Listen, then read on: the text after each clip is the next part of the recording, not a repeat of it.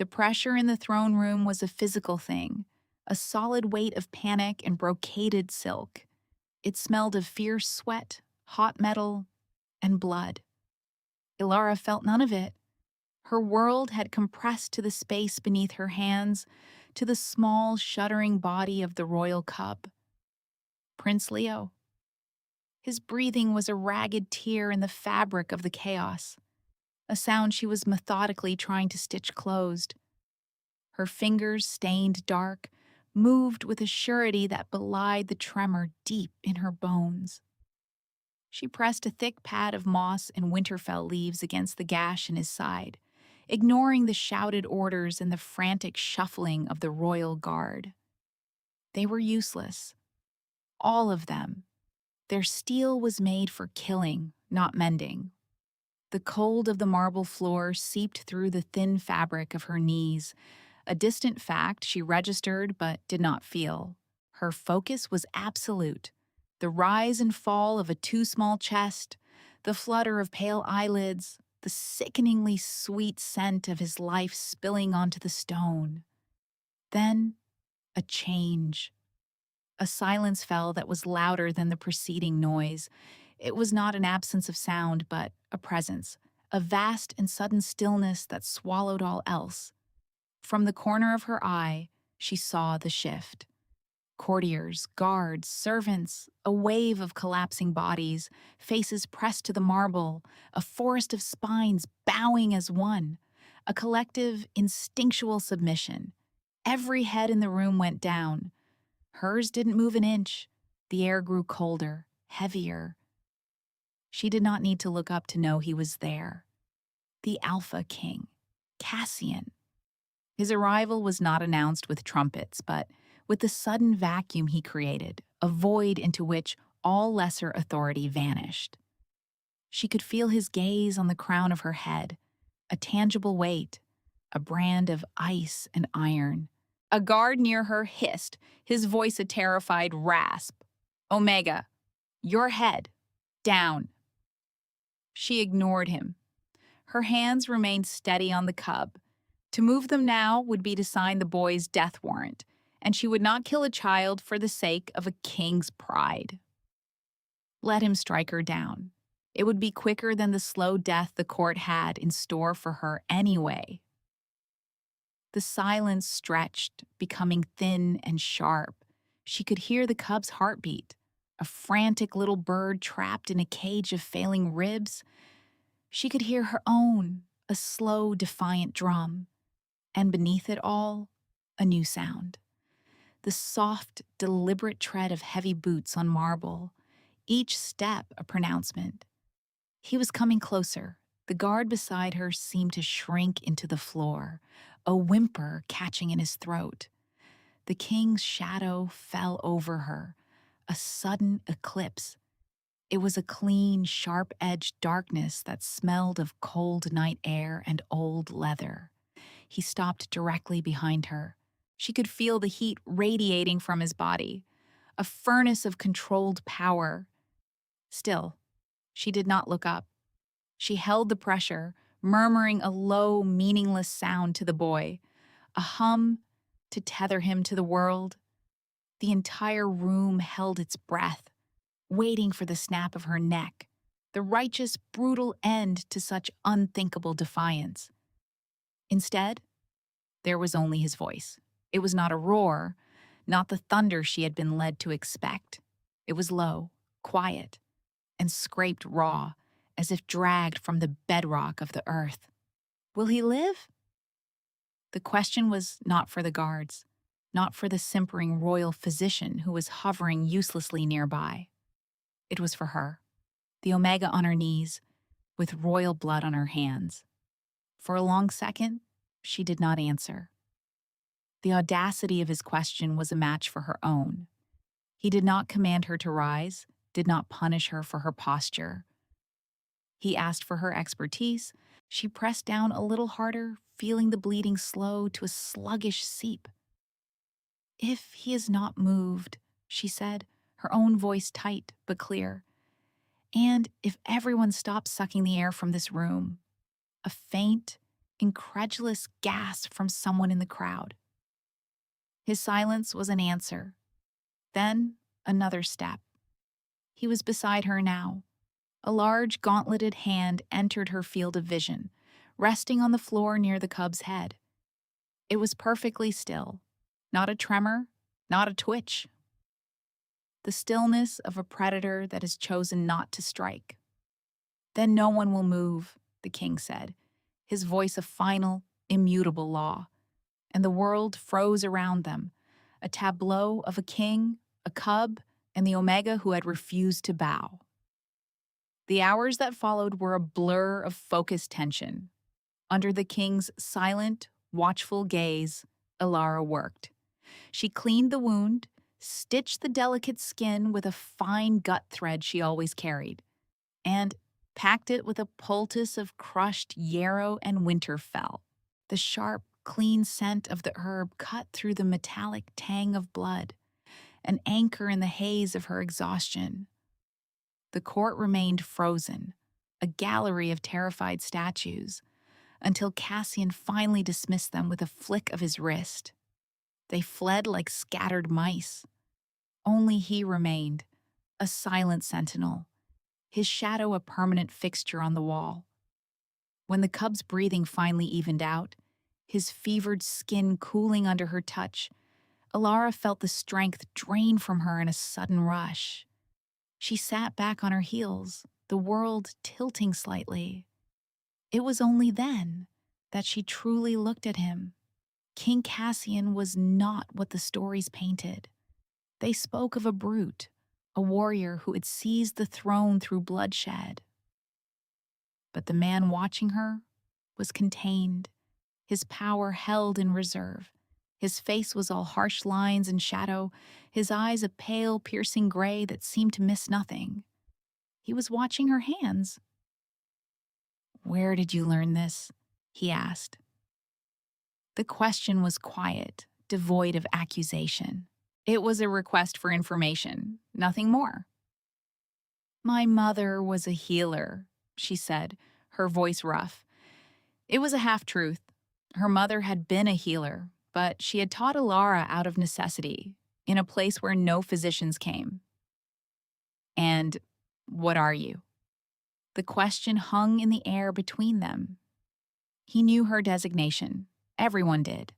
It was the first thing they saw, the only thing that mattered. Omega, a creature meant for hearth and nursery, not for saving princes on a throne room floor. "I am the one who did not let him die," she answered, meeting his gaze. A flicker of something unreadable passed through his eyes. Respect? Annoyance? She couldn't tell. He gave a short, sharp nod, as if she had confirmed some private calculation. He gestured to the two guards who had materialized at the door. "Take her to the citrine suite. See that she has whatever she requires." The guards stared, bewildered. The citrine suite was for honored guests, for visiting dignitaries, not for her. "Your Majesty?" one of them stammered. Cassian's gaze shifted to the man, and the temperature in the room dropped 10 degrees. The guard paled, bowing so low his forehead nearly touched the floor. "At once, Your Majesty." Alara rose, her knees aching in protest.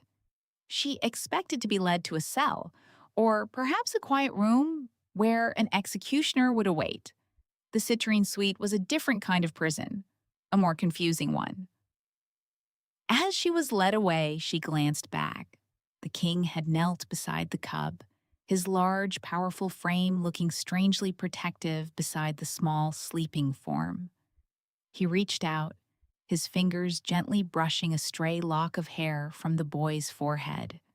It was a gesture of such profound, unguarded tenderness that it struck her more forcefully than any display of rage could have. The man was a fortress, but a child had found the gate. This, she realized, was far more dangerous than the brute she had prepared for. A brute could be predicted. This still, watchful king was a mystery, and mysteries in the palace had a tendency to be lethal. She was escorted through silent, opulent halls, the tapestries depicting epic battles and legendary kings. Her own worn clothes and blood-stained hands felt like a sacrilege in this pristine world. The suite was larger than any home she had ever known, with a fire already crackling in the hearth and a heavy damask curtain drawn against the night. She stood in the center of the room, feeling small and out of place. This was not a reward. It was a cage, albeit a gilded one. He was keeping her close. The question was why? Was she a tool he meant to use? A puzzle he needed to solve? Or a threat he intended to neutralize? She went to the basin of water left for her and began to scrub the drying blood from her hands and arms, the scent of soap failing to mask the faint, persistent smell of Winterfell that clung to her skin. It was the scent of her trade, her only real identity. And now, it was the scent that had marked her in the eyes of the king. The next morning, a summons came. Not a request, but a quiet, unassailable command. She was to attend the king in the royal nursery. She dressed in the simple gray tunic and trousers that had been left for her, ignoring the silk gowns hanging in the armoire. She would not wear their livery. When she arrived, Cassian was already there, standing by the window overlooking the winter bear gardens. The cub, Leo, was propped up on a mountain of pillows in his bed, looking pale but alert. A tray of untouched breakfast sat beside him. "He will not eat," Cassian said. Without turning, his voice was flat, a statement of fact. Alara moved to the bedside, her presence quieting the anxious servants who hovered near the door. She ignored the king and focused on the boy. She ran a cool hand over his forehead. The fever was down. She checked her stitches. The wound was clean, the edges pink and healing. "He is in pain," she said softly, "and he is afraid." She met Leo's wide, frightened eyes. He was a small, fragile thing to be at the center of so much power. "It is all right to be afraid," she told him, her voice low and steady. "But you must be strong now. Your body needs fuel to mend itself." The boy just stared at her, his lower lip trembling. Cassian remained by the window, a statue of inaction. He was testing her. He wanted to see what she would do. Alara sighed softly. She picked up a small piece of bread from the tray and a pot of honey. She dipped the bread, then held it out. Not to the boy's mouth, but in her open palm. An offering, not a demand. "This was always my favorite when I was unwell," she said. "A little sweetness to fight the bitter." Leo watched her, his gaze flicking from her face to the bread, then to the silent king, and back again. Minutes passed. The servants shuffled their feet. Cassian did not move. Finally, with a small, hesitant motion, the cub reached out and took the bread from her hand. He nibbled at the edge, his eyes never leaving hers. A collective sigh of relief went through the room. Alara prepared another piece and then another. Soon, the boy had eaten a small meal. Only when he had laid his head back against the pillows, his eyelids drooping with fatigue, did Alara turn to face the king. He had moved from the window and was now standing only a few feet away. His expression was as unreadable as ever, but the rigid line of his shoulders had eased almost imperceptibly. "I am assigning you as the prince's personal healer," he stated. It was not an offer. The words landed in the quiet room like stones. "You will be given chambers adjoining his. You will answer to no one but me." A sharp intake of breath came from the doorway. Lord Valerius, the king's chief advisor, stood there, his face a mask of polite disbelief. He was a man sculpted from fine porcelain and subtle poisons, his silver hair immaculate, his smile never quite reaching his eyes. Your Majesty, Valerius began, his voice smooth as oil. Such a singular honor for one of her station. The royal physician has cared for the line of succession for centuries. It is tradition. Cassian turned his head slowly to look at his advisor. Tradition did not save him. She did. The dismissal was absolute. Valerius's smile tightened, a barely visible crack in the facade. His gaze slid to Alara, and for a moment, the mask slipped. She saw a flash of cold, calculating resentment in his eyes that chilled her more than the king's silence ever could. He saw her not as a curiosity, but as an impurity, a disruption to the natural order of things. Of course, Your Majesty, Valerius murmured, bowing his head. Your wisdom is, as ever, unimpeachable. He straightened, his eyes lingering on her for a moment longer. It was a promise. She had not just defied a king, she had disrupted a delicate, ancient ecosystem, and the creatures who thrived in it would not forgive her. As Valerius retreated, Ilara felt the walls of her new cage solidify around her. She was now a permanent fixture in the royal court, a strange, low-born moon orbiting a silent, watchful sun. And she had made a powerful enemy. She looked from the sleeping cub to the unreadable king. She had saved one life, but she had a growing certainty that in doing so, she may have just forfeited her own. Life in the palace was a lesson in navigating invisible currents. Ilara kept to herself, her world shrinking to the nursery and the adjoining herbarium she was given to use. She spoke only when necessary, her answers to the prodding questions of servants and courtiers clipped and uninformative. They watched her with a mixture of fear and fascination, the Omega who did not act like one, the healer who had the king's ear.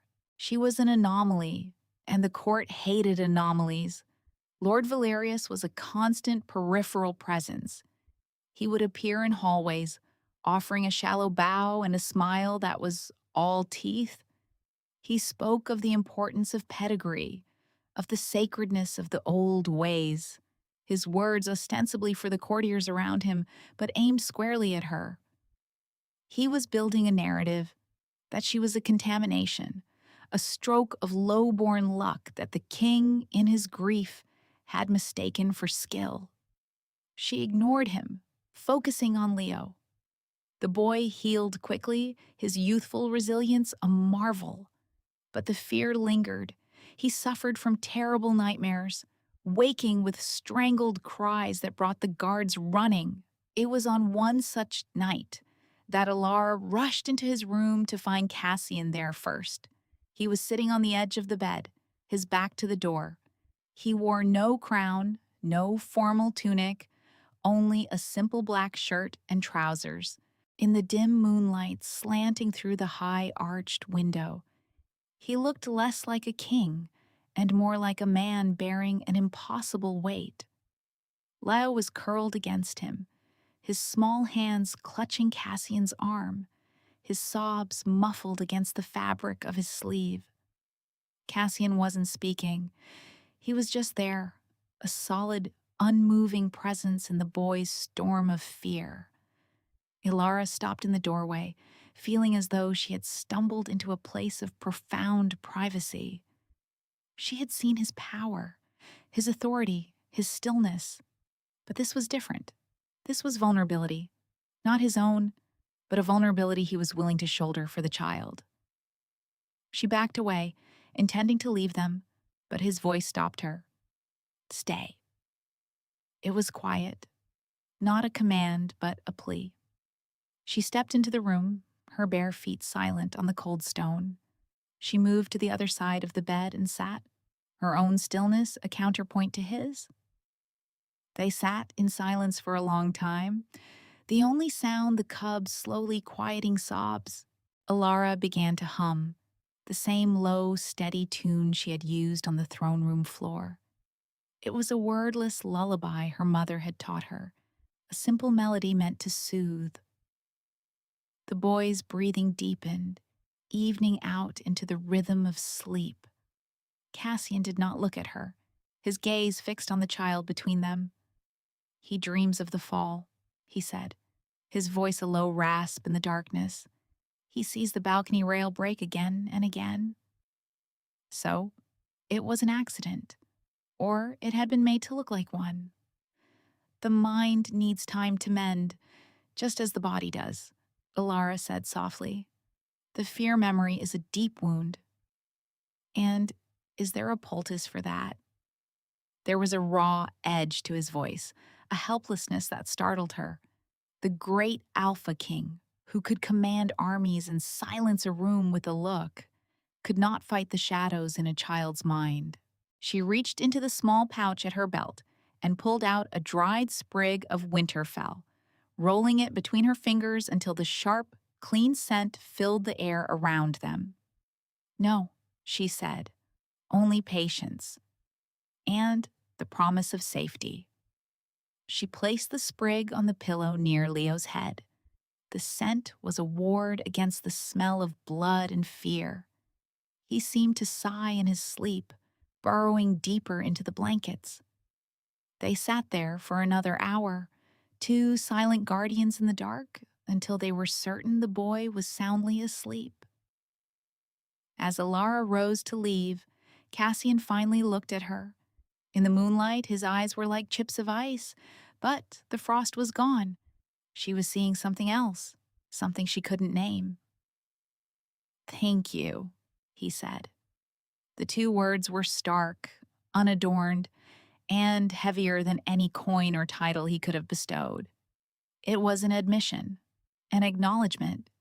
He had needed her, and in that shared silent moment of witness, the dynamic between them shifted, subtly but irrevocably.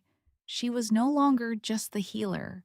She was the only other person who had seen the king's charge, the heavy, fragile burden he carried in secret. Cassian began to visit the herbarium.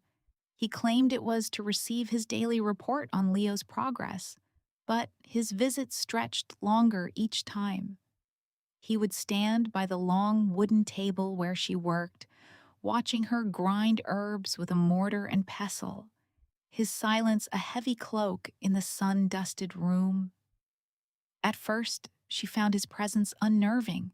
He was a distraction, a concentration of power that warped the quiet atmosphere of her sanctuary. But gradually, she grew accustomed to it.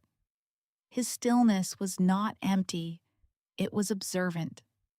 He watched her hands as she sorted leaves, his gaze intense and analytical. He asked questions, not about court gossip or politics, but about the properties of roots and the names of flowers. He wanted to understand her craft, the source of her competence. "This one," he said one afternoon, picking up a dark, gnarled root. "What is it for?" "Valerian," she answered, not looking up from her work. "It calms a frantic heart, eases pain. In large doses, it brings a sleep so deep it borders on death." He rolled the root in his palm, his expression thoughtful. "A medicine and a poison.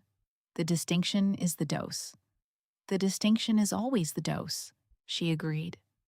One day, he arrived not with questions, but with a book. It was old, bound in worn leather, its pages thin as insect wings. He set it on the table without a word. The sound of a heavy book being set down carefully, Ilara wiped her hands on her apron and opened it. The script was archaic, the diagrams intricate. It was a text on advanced healing techniques, a compendium of knowledge thought lost for generations. It was priceless. She looked up at him, her throat tight. A gift of this magnitude was a statement. It was an acknowledgement of her as a peer, a scholar in her own right, not just a functionary. "Where did you get this?" she whispered. "The royal vault has its uses," he said simply. His gaze held hers for a moment, too long. She saw it again, that flicker of something beyond the king's assessment. He was not just seeing her skill, he was seeing her, and it was terrifying. She felt her own carefully constructed walls, the ones built from years of being underestimated and overlooked, begin to feel flimsy. This man did not underestimate her. He saw her with a clarity that left her feeling exposed, stripped of her most reliable defense. The motif of their interactions became the scent of Winterfell. The herbarium was saturated with it. It clung to her clothes, her hair, her skin. And because he spent so much time there, it began to cling to him too. Courtiers would murmur that the king smelled of the Omega's workshop. Valerius once commented on it, his tone light and mocking.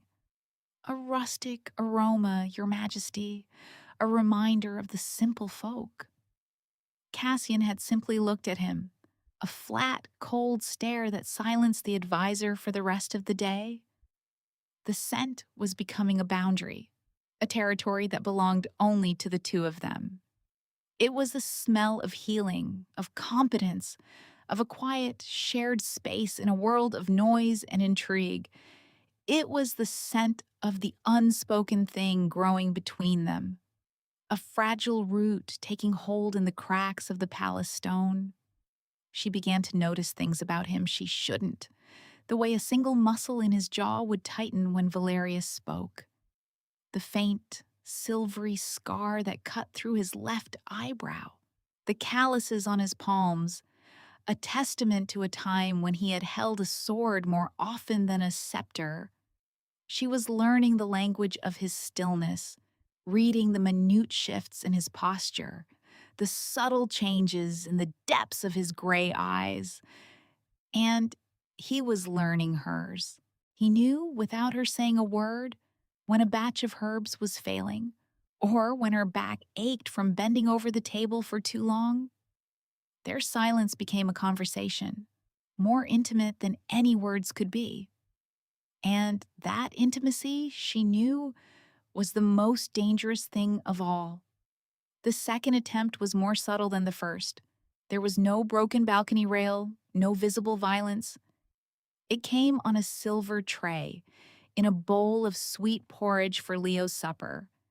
Ilara was feeding him herself, as she often did, when she noticed the slightest discoloration in the milk, a faint, oily sheen on the surface that was not from the honey.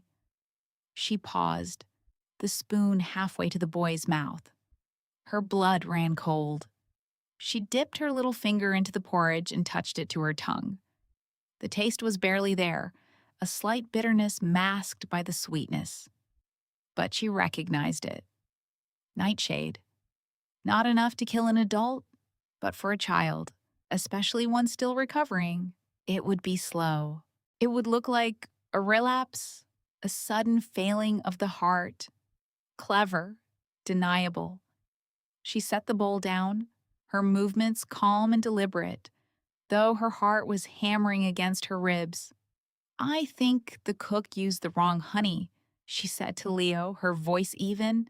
Let's get you something else. She took the tray and walked out of the nursery, her face a neutral mask. She did not go to the kitchens. She went straight to the king's study. She entered without knocking, a breach of protocol that would normally earn a severe punishment. Cassian was at his desk, poring over maps. He looked up, his eyes narrowing at her intrusion, then widening slightly when he saw her face. What is it? She set the tray on his desk. The prince's supper. He stared at the bowl, then back at her. Her expression told him everything. He stood, his chair scraping harshly against the floor. He came around the desk and looked at the porridge, his stillness becoming something terrible, a prelude to an earthquake. He dipped a finger in, just as she had, and tasted it. His face became granite. Valerius, he said, the name a curse. It wasn't a question. It was a conclusion. The attack on the balcony could have been an accident. This could not. This was a direct assault on the air, and by extension, on him. He is trying to sever the line, Cassian said, his voice dangerously low. To leave me isolated?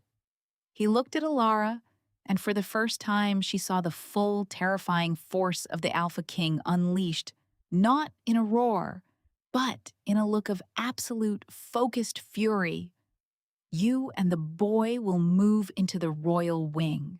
Tonight, you will not leave your chambers without my personal guard. You will eat nothing that I have not had tasted first. Is that understood? I am not a prisoner, she said, her own defiance rising to meet his command. You are, he countered, his voice like grinding stone. We all are. This palace is a gilded cage, Ilara, and the predators are inside. It was the first time he had used her name. It sounded strange in his mouth, a secret suddenly spoken aloud. The move happened within the hour. Her belongings from the herbarium and the nursery were transferred to a suite of rooms deep within the king's private wing, a fortress within a fortress. The proximity was immediate, suffocating. His chambers were just across the hall. She could hear the faint sound of his movements through the thick stone walls, the pacing of his boots late at night. The world shrank to a handful of rooms, a small boy, and the constant, charged presence of the king. The danger was no longer a vague threat, but a palpable entity breathing down their necks.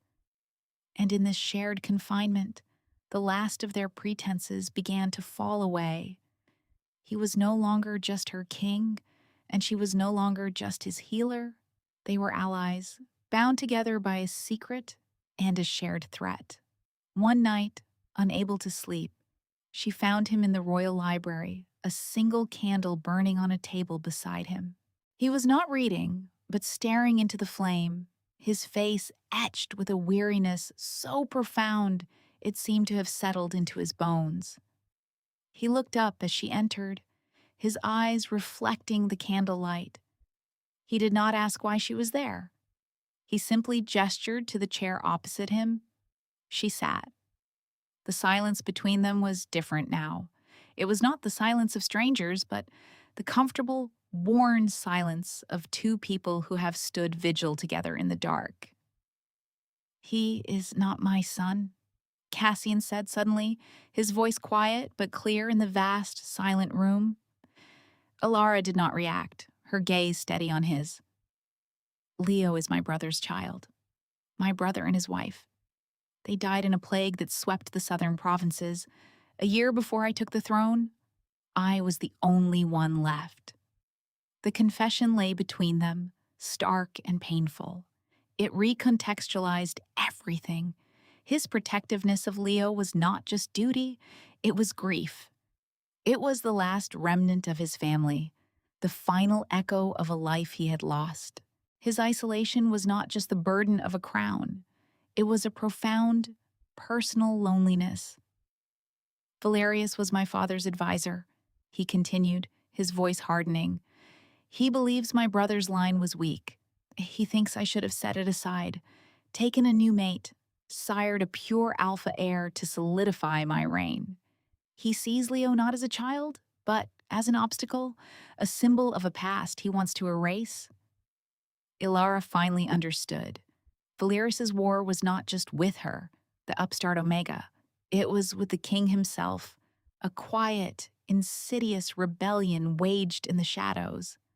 And she, by saving Leo, had placed herself directly in the path of it.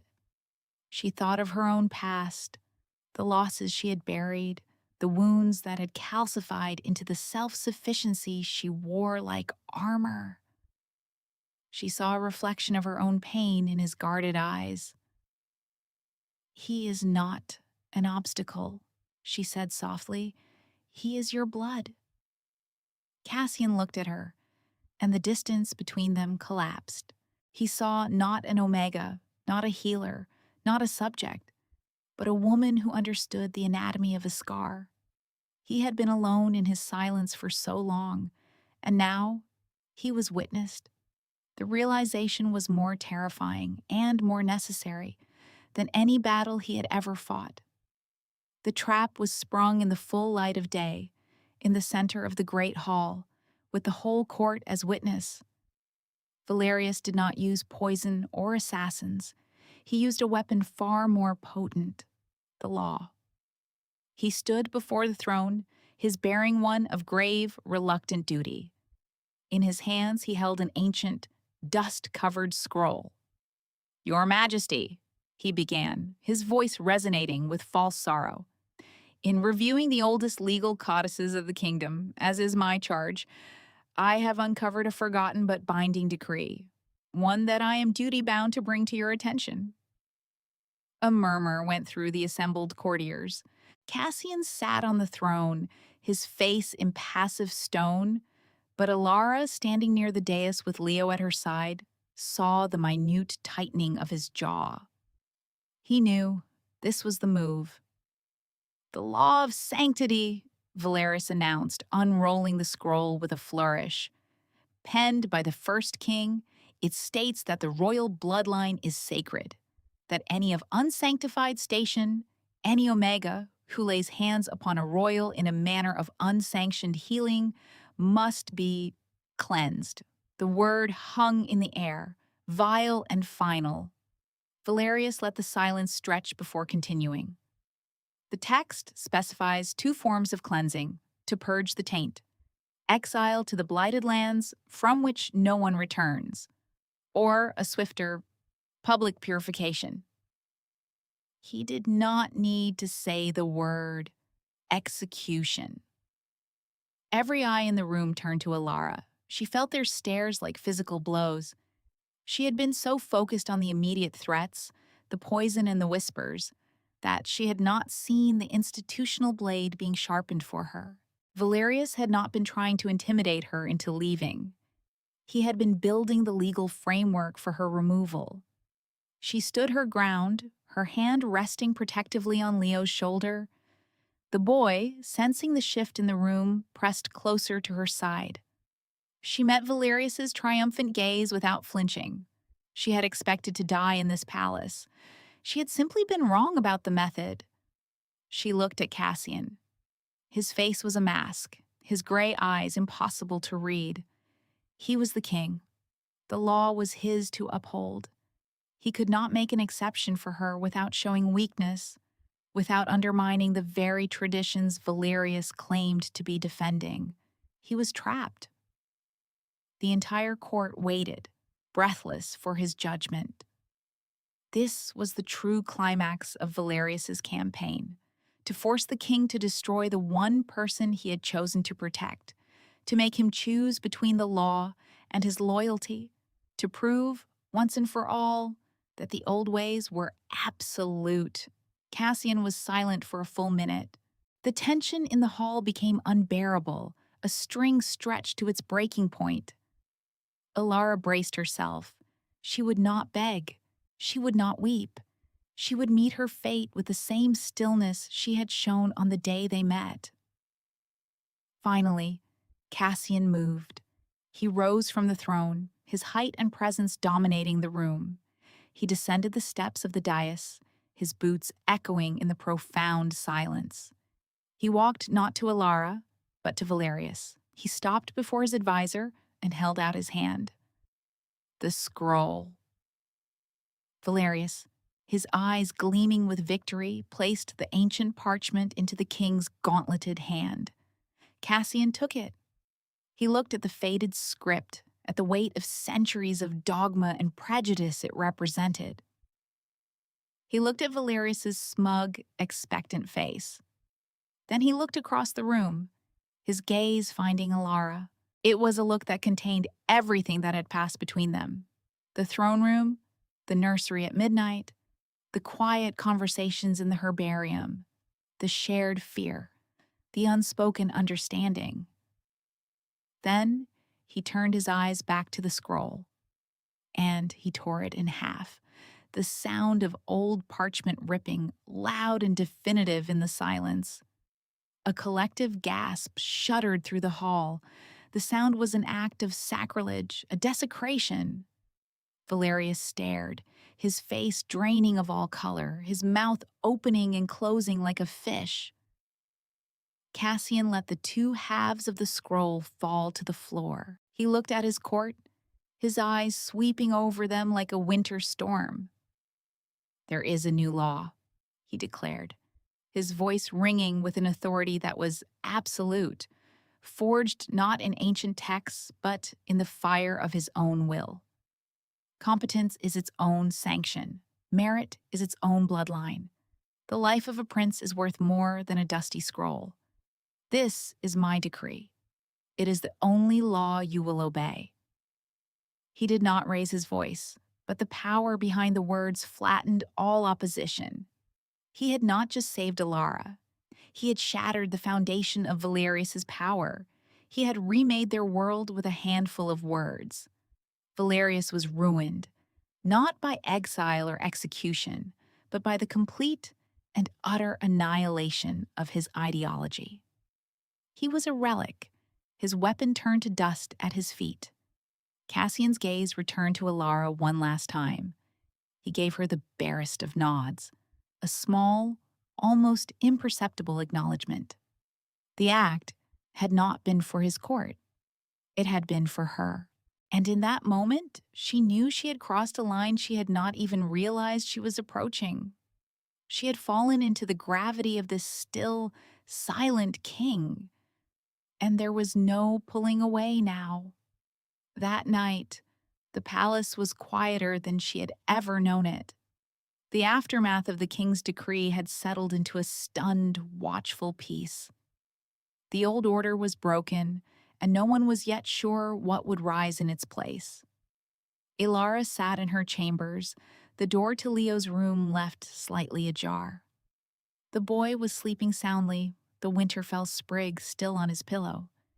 She was tracing the rim of a ceramic cup, her mind replaying the scene in the great hall, the sound of the tearing parchment, the finality in Cassian's voice. A soft knock came at her door. It was not the knock of a guard or a servant. It was hesitant, quiet. She knew who it was. "Come in," she said, her voice barely a whisper. The door opened, and he stepped inside, closing it gently behind him. A door closing in the distance. He wore no crown, no emblems of his office. He was just Cassian, dressed in simple black, his presence filling the room. He did not speak. He walked to the window and looked out at the dark, sleeping city below. The silence that fell between them was the most profound they had ever shared. It was not empty. It was full of the choice he had made, the risk he had taken, the world he had overturned. It was full of everything they could not, would not, say aloud. She rose and went to stand beside him, their shoulders almost touching. They looked out at the darkness together. "You broke your kingdom for me today," she said softly, not as an accusation, but as a statement of fact. He turned his head to look at her, his gray eyes dark in the dim light. "I remade it," he corrected her, his voice low. "A kingdom that would sacrifice its most competent people to preserve its most outdated laws is not a kingdom worth ruling." He looked tired, the lines around his eyes deeper than she had ever seen them. But there was a lightness to him as well, the look of a man who has finally set down a burden he did not realize he was carrying. His gaze dropped to the small leather pouch at her belt, the one where she kept her herbs. Without a word, he reached out, his fingers brushing against the worn leather. It was a shockingly intimate gesture, a breach of the careful distance they had always maintained. His touch was warm, hesitant, a question. She did not pull away. Instead, she opened the pouch and took out a single, fresh leaf of Winterfell.